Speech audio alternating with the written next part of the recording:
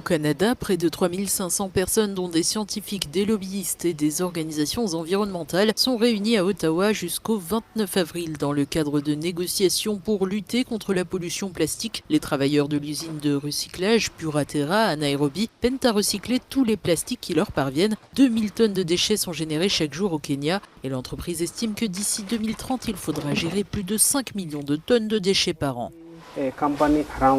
Nous sommes la seule entreprise de tri dans la région et nous nous rendons compte que nous ne pouvons pas trier tous les plastiques qui nous parviennent.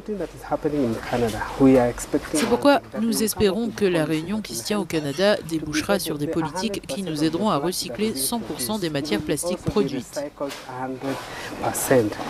Il y a 2 ans, 175 nations ont convenu d'élaborer le premier traité juridiquement contraignant d'ici la fin de l'année 2024 et lutter par des mesures concrètes contre la prolifération de déchets plastiques dans le monde. Notre responsabilité collective et notre devoir en tant que membre du comité de négociation intergouvernementale consiste à élaborer un traité qui reflète l'urgence de mettre un terme à la crise de la pollution plastique.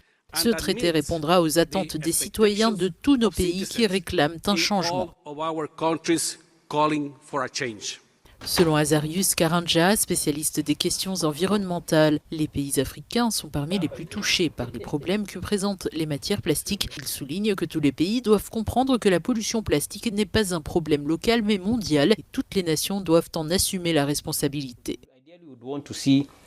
Idéalement, il faudrait réfléchir à des solutions adaptées qui permettraient la réutilisation et la recharge des contenants. Il faudrait aussi éliminer les produits chimiques nocifs utilisés dans la production de plastique.